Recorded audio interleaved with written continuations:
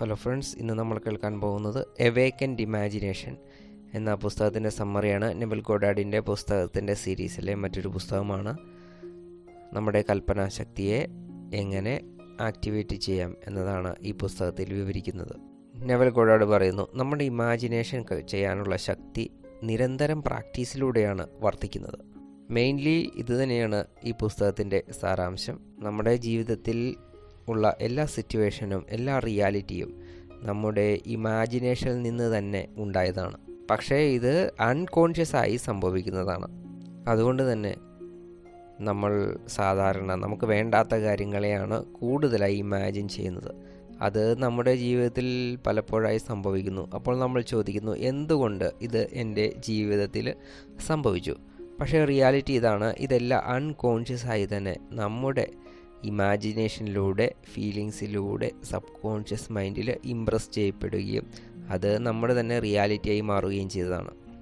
ആ റിയാലിറ്റിയെ നമ്മൾ കാണുമ്പോൾ ദുഃഖിതരാവുകയും എൻ്റെ ജീവിതത്തിൽ എന്തുകൊണ്ട് ഇത് സംഭവിച്ചു എന്ന് സ്വയത്തോട് ചോദ്യം ചോദിക്കുകയും ചെയ്യുന്നു. അതുകൊണ്ട് ഈ പുസ്തകത്തിലൂടെ നെവിൽ ഗോഡാർഡ് നമ്മുടെ ഇമാജിനേഷൻ പവറിനെ എങ്ങനെ അവെയർനെസ്സോടെ ഉപയോഗിക്കാം, ജാഗ്രതമാക്കാം, അല്ലെങ്കിൽ എവേക്കൻ ചെയ്യാം.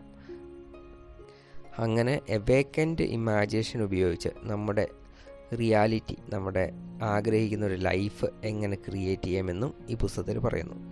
നമ്മുടെ ജീവിതത്തിൽ എല്ലാ ദിവസവും ഒന്നല്ലെങ്കിൽ മറ്റൊരു തരത്തിലുള്ള അനുഭവങ്ങൾ ഉണ്ടായിക്കൊണ്ടിരിക്കുന്നു. ഈ ഓരോ അനുഭവങ്ങളും നമ്മുടെ മനസ്സിലൊരു പോസിറ്റീവോ നെഗറ്റീവോ ആയതാവേ ബിലീഫ് സിസ്റ്റത്തെ ക്രിയേറ്റ് ചെയ്യുന്നു. നമ്മുടെ ജീവിതത്തിലെ അനുഭവങ്ങൾ നമുക്ക് ഒരു വലിയ പാഠങ്ങൾ തന്നെയാണ്. പക്ഷേ ഇമാജിനേഷന് മേൽ നമുക്ക് പൂർണ്ണമായ നിയന്ത്രണമുണ്ട്.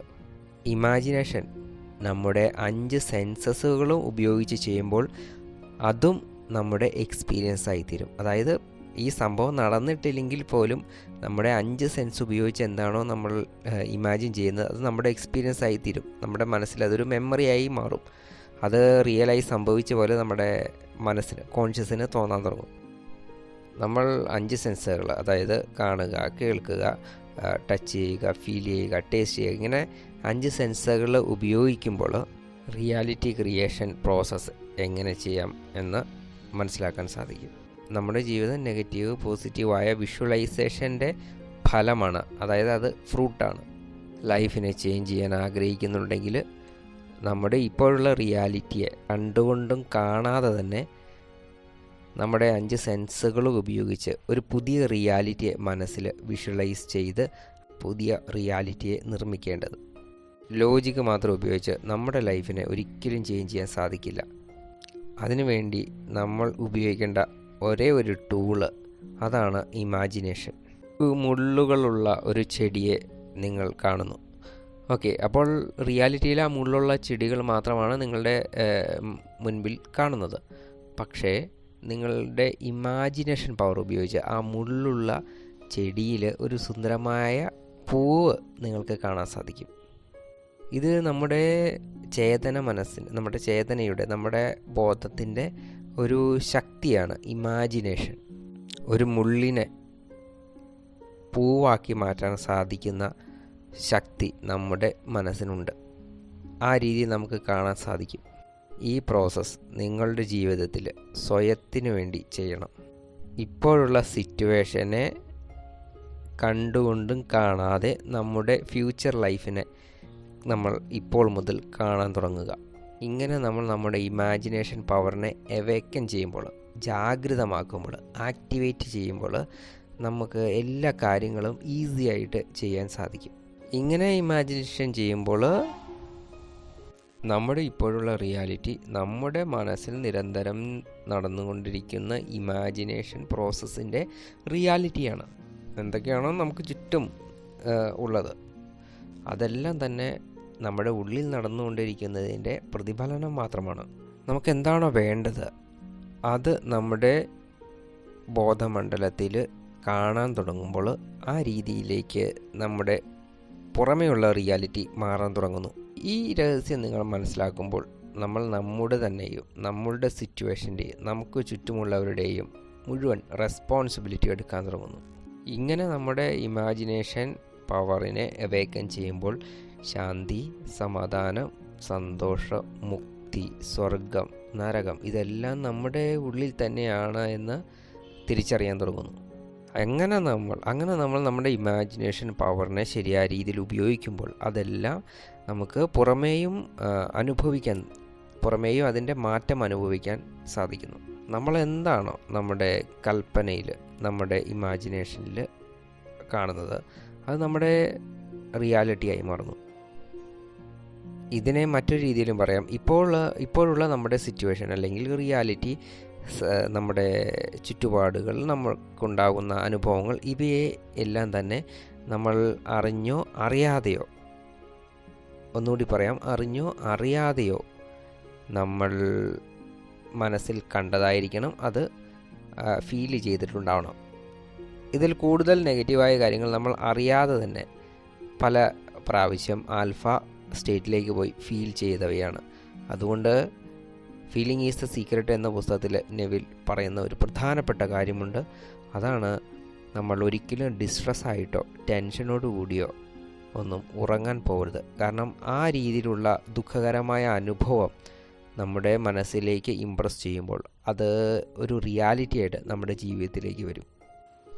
മറ്റൊരു രീതിയിൽ പറഞ്ഞാൽ നമ്മുടെ ചുറ്റുമുള്ള ആളുകൾ, അവരെ നമ്മൾ ഇന്നല്ലെങ്കിൽ മറ്റൊരു സമയത്ത് നമ്മുടെ പാസ്റ്റിൽ അട്രാക്റ്റ് ചെയ്തതാണ്. നമ്മൾ അട്രാക്റ്റ് ചെയ്യാതെ നമ്മുടെ ജീവിതത്തിലേക്ക് ആർക്കും വരാൻ സാധിക്കില്ല.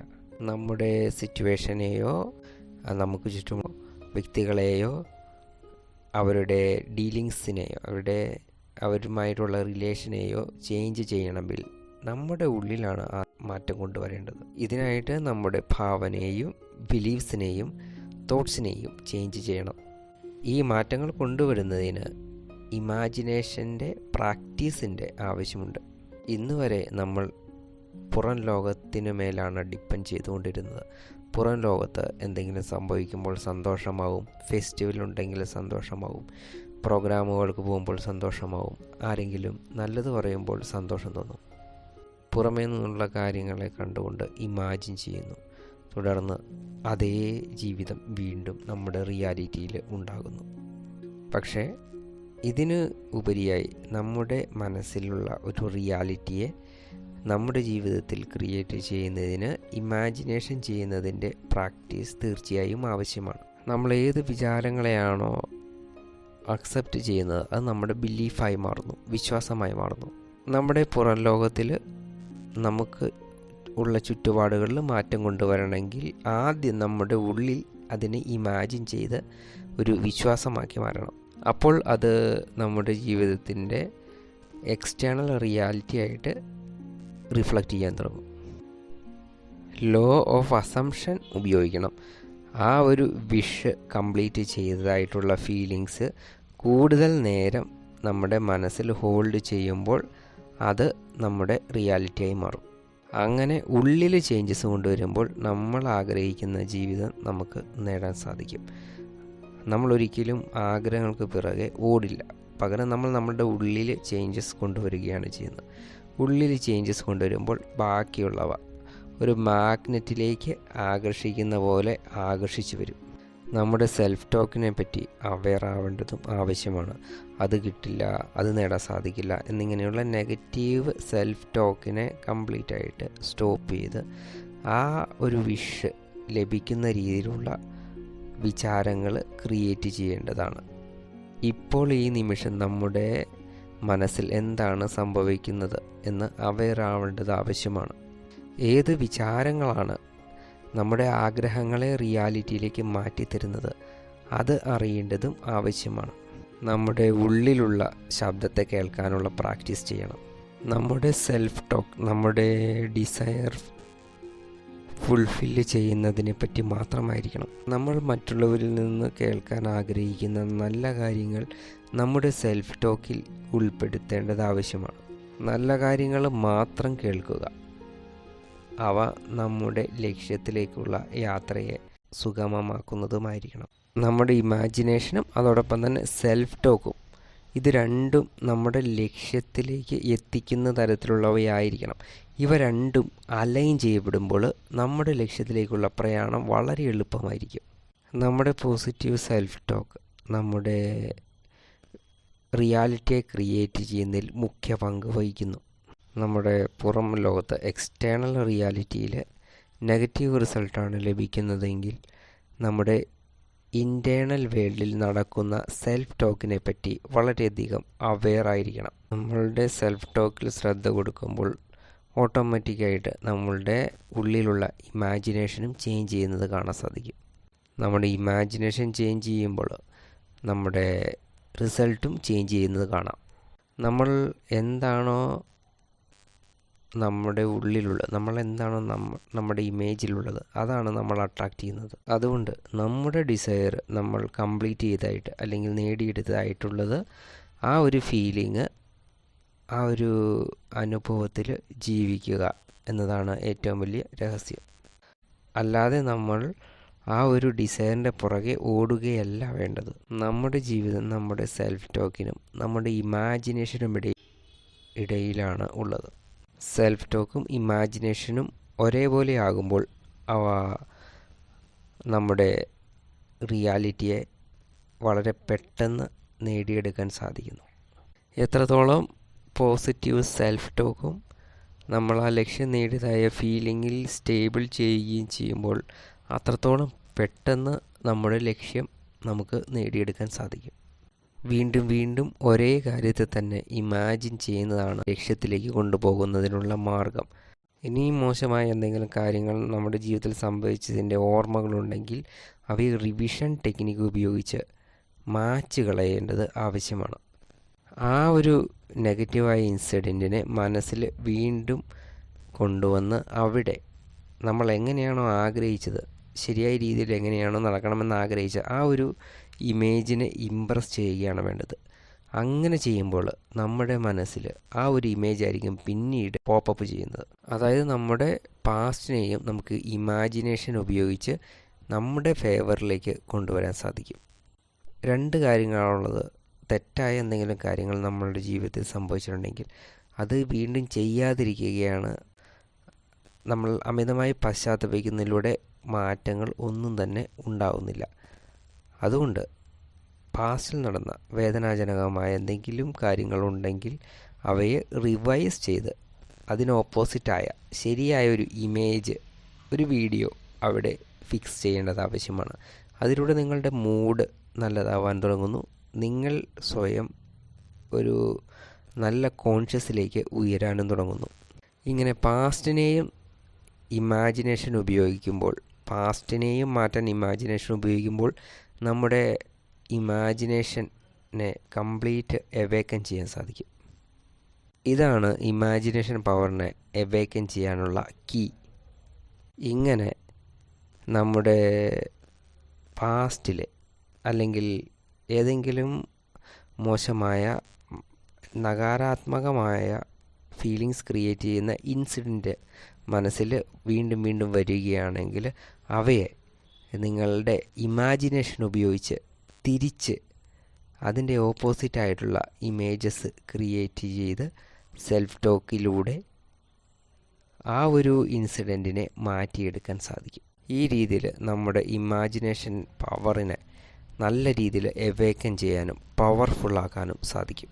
ഒരു പ്രാവശ്യം ഇമാജിനേഷൻ പവർ എവേക്കൻ ആയി കഴിഞ്ഞാൽ നമുക്ക് എന്താണോ വേണ്ടത് അതിനെപ്പറ്റി ഒരു പ്രാവശ്യം ചിന്തിച്ചാൽ മതി.